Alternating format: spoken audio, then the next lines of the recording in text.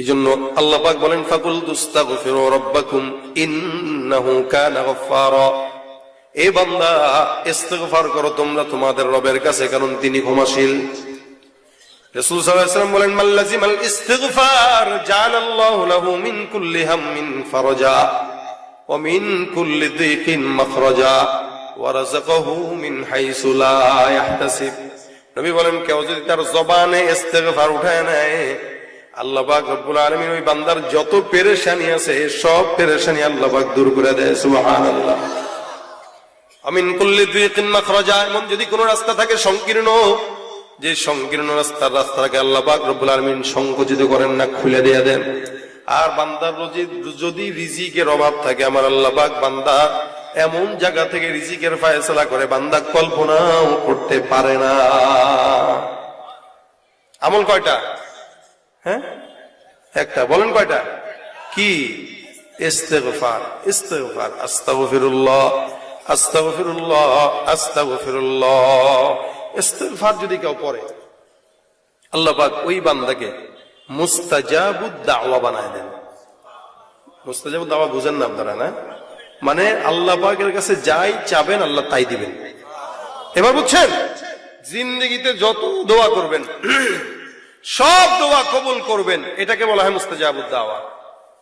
বাংলাদেশে মুস্তাজাবুদ দাওয়া এখন কম আছে, বাকি আছে অনেক, খুবই কম। যারা আছে এরা গোপনে গোপনে আছে। এই মুস্তাজাবুদ দাওয়া হওয়ার সবচেয়ে বড় আমল হলো ইস্তিগফার। ইমাম আহমদ ইবনে হাম্বল রাহমাতুল্লাহি আলাইহি বহুত বড় ইমাম। উনি একদিন কোন একটা জায়গায় সফরে যায়। সফরে যাওয়ার পথে সফর করতে করতে রাত হয়ে গেল, শীতের রাত। কষ্ট হইতেছে আপনাদের? কার নাম বলছি? ইমাম আহমদ ইবনে হাম্বল। অনেক বড় একজন ইমাম ছিলেন। রাত্রেবেলা হাঁটতে হাঁটতে হাঁটতে হাঁটতে হঠাৎ করে শীতের রাত্রে তাকায় দেখে একটা চায়ের দোকান। আমাদের দেখুন চায়ের দোকান আছে, এরকম একটা চা রুটির দোকান। একটা যুবক সারা রাত এই রুটি বেলতেছে, কিছু কাস্টমার আসতেছে, চা খাচ্ছে, রুটি খাচ্ছে, চলে যাচ্ছে। ইমাম আহমদ ইবনে হাম্বল যা ডাক দেয়া কয়, যুবক রে, আমি একজন মুসাফির, তোমার এই এলাকায় আসলাম, গভীর শীত লাগতেছে, রাত্রেবেলা কোথায় যাব আমি জানি না, তোমার এই দোকানের মধ্যে আমাকে একটু বসার জায়গা দাও, আমার জন্য উপকার হবে, আমি মুসাফির, তোমার জন্য দোয়া করব। যুবক ডাক দেয়া বলে, হুজুর আপনি যেই হন না কেন, আপনি মুসাফির মানুষ, আপনার মেহমানদারি করা দায়িত্ব আমার, সুতরাং আপনি আমার দোকানের মধ্যে রেস্ট নেন, ঘুমান, যা কিছু করেন, কোনো টেনশন নাই।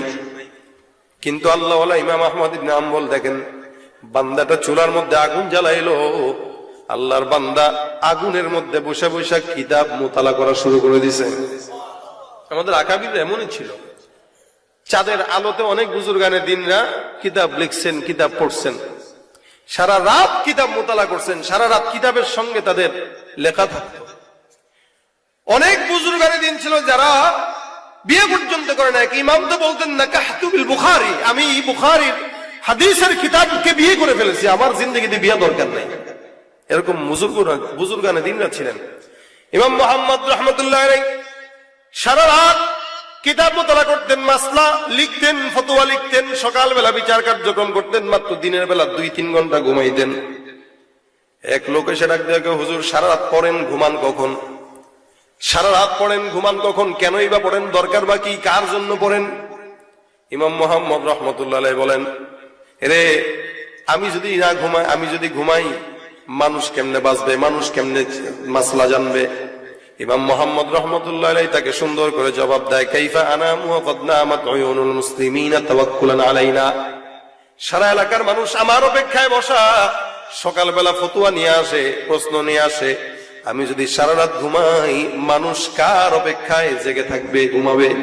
এই কারণে আমি সারা রাত জেগে থাকি, সকালবেলা মানুষের সমস্ত প্রশ্নের জবাব দেওয়ার জন্য। ওলামা ইকরামরা দ্বীনের প্রতিষ্ঠানের খেদমত করে, দ্বীনের জন্য, মানুষের জন্য, জনগণের জন্য, নিজের স্বার্থের জন্য না। আল্লাহওয়ালা বান্দা চায়ের দোকানে বসা, রুটির দোকানে বসে বসা কিতাব মোতালা করে। একটা জিনিস লক্ষ্য করলো, যেই যুবকটার দোকান, যুবকটা রুটি বানায়, আর যুবকের জবানের মধ্যে একটাই মাত্র আওয়াজ, যুবকটা রুটি বেলতেছে আর বলতেছে আস্তাগফিরুল্লাহ, রুটি বানাইতেছে বলতেছে আস্তাগফিরুল্লাহ, রুটি চুলায় দিতেছে বলতেছে আস্তাগফিরুল্লাহ, রুটি কাউকে দিচ্ছে বলতেছে আস্তাগফিরুল্লাহ, কারো থেকে টাকা নিতেছে বলতেছে আস্তাগফিরুল্লাহ। ইমাম আহমদ ইবনে হাম্বল বলে, কি রে, যুবক তো সাধারণ কোন যুবক না, আমি তাকায় আর খেয়াল করতেছি, মানে প্রত্যেকটা পদক্ষেপে কি আস্তাগফিরুল্লাহ। ইমাম আহমদ ইবনে হাম্বল রাহমাতুল্লাহ মনে মনে করে, আরে এটা তো সেই যুবক, যেই যুবকের কথা আল্লাহ নবী বলছেন ওয়াশাবুন নাশাআ ফি ইবাদাতিল্লাহি তাআলা, যে 7 প্রকার মানুষের ভিতরে 1 প্রকার যুবককে আল্লাহ পাক কিয়ামতে সূর্য যখন মাথার 1 বিঘা উপরে উঠবে ওই দিন আল্লাহ পাক তাকে আল্লাহর আরশের নিচে ছায়া দান করবেন। এটা তো সেই যুবক। ইমাম আহমদ ইবনে হাম্বল রাহমাতুল্লাহ আলাইহি দেখতেছেন বারবার যুবকটা বলে আস্তাগফিরুল্লাহ আস্তাগফিরুল্লাহ। হঠাৎ করে ইমাম আহমদ ইবনে হাম্বল ডাক দিয়া বলে, যুবক, আমি এতক্ষণ যাবত আমি সারাটা রাত তোমার কাছে আমি ছিলাম, কোন বাজে কোন কথাবার্তা তোমার জবান দিয়া শুনি নাই, প্রয়োজনীয় কথা ছাড়া তুমি একটা কথাও বলো নাই, কিন্তু তোমার জবান দিয়ে আমি বারবার শুনলাম আস্তাগফিরুল্লাহ আস্তাগফিরুল্লাহ। কেন তুমি তোমার জবান দিয়ে বারবার ইস্তিগফার তেলাওয়াত করো?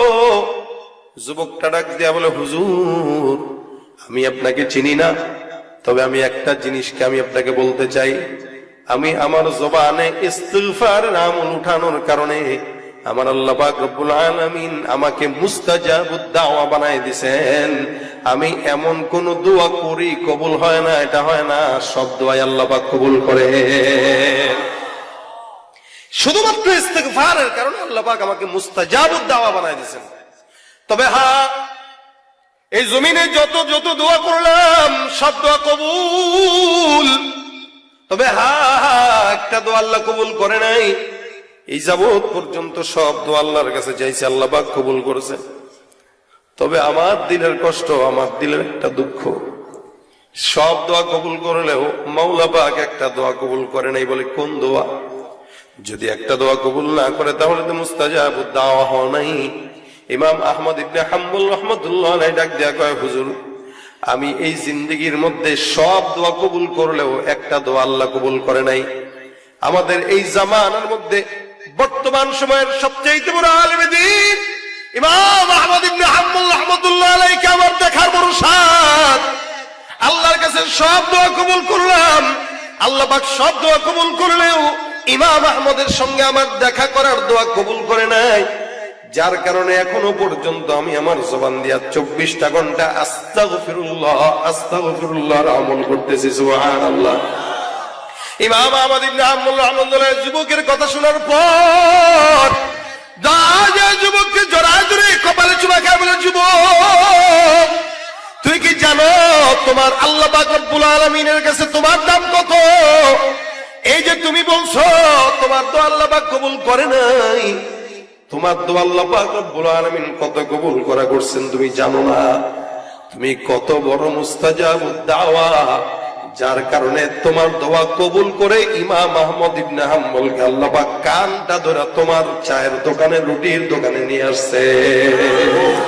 বন্দেগানে খাস আল্লাহ মুল গুয়ুব দরজা জানে জওয়াসি সুল কুলুব জমি সরশবু এ পিরাহন শনিদি চরাদর চাহে কে নানশন দিদি।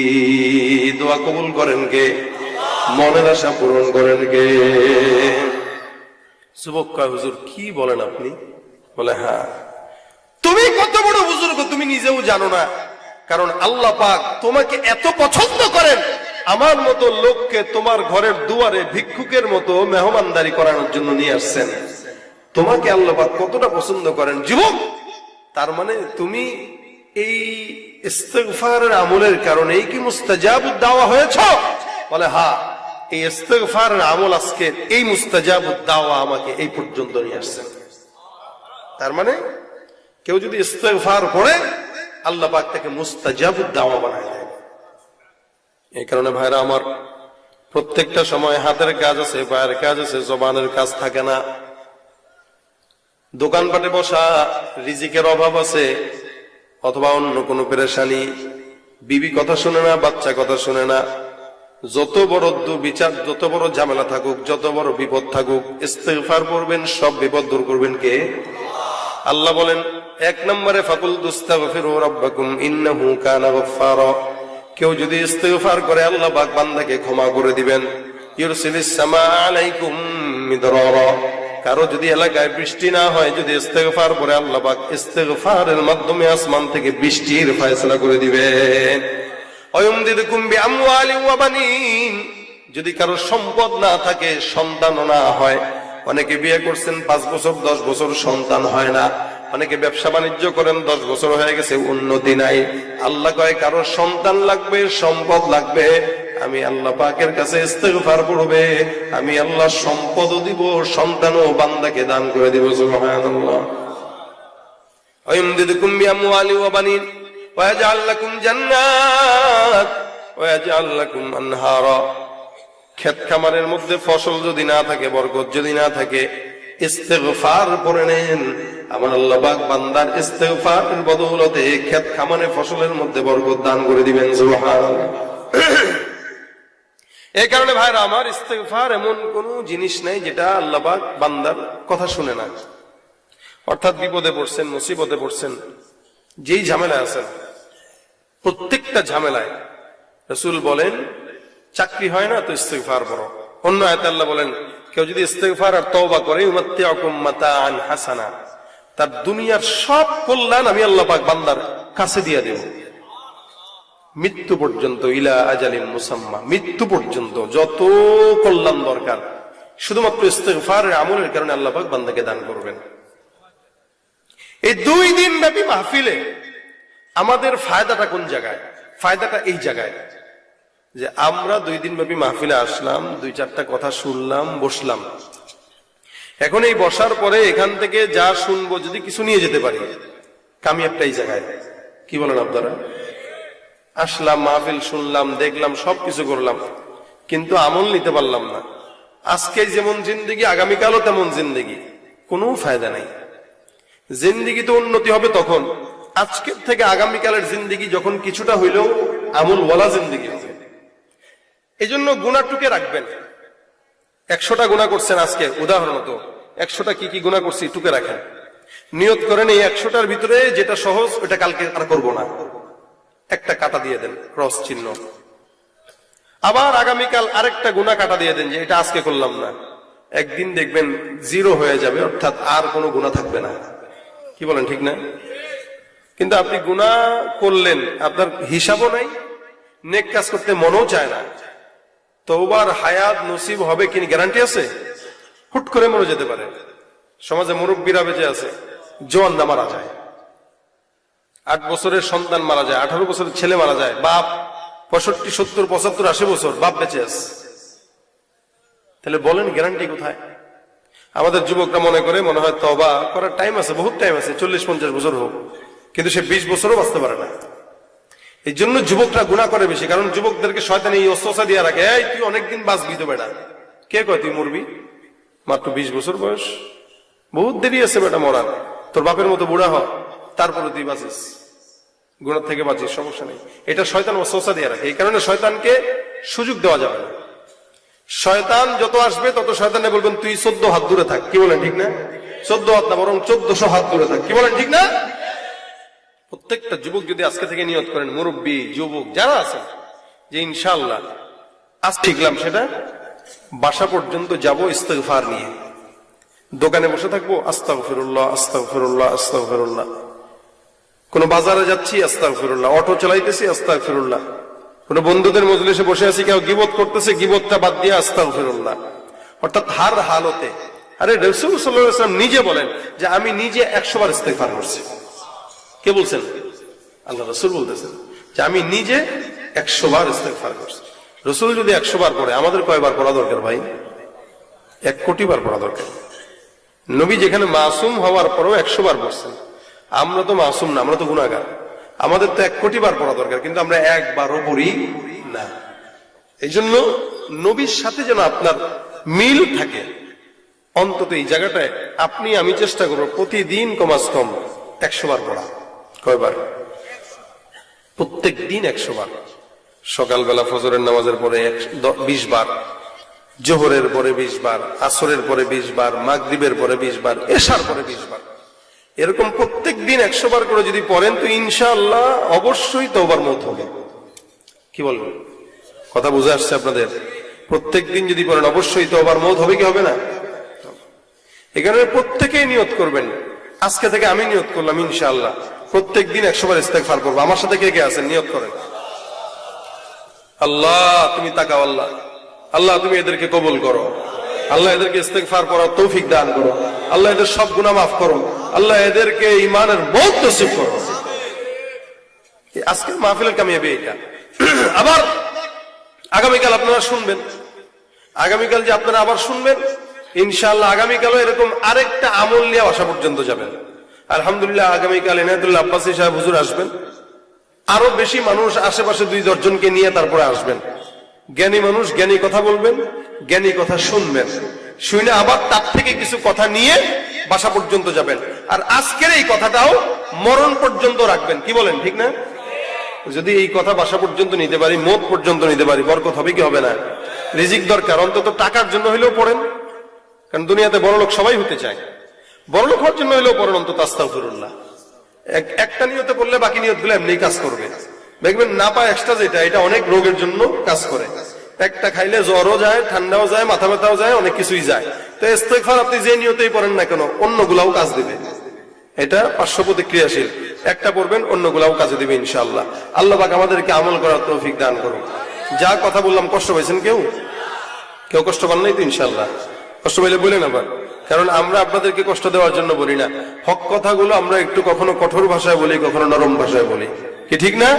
আল্লাহ পাক যেন আমাদেরকে হকের পথে থাকার তৌফিক দান করেন এবং যে কথাগুলো বললাম এগুলোর উপর আমল করার তৌফিক দান করেন। মাদ্রাসা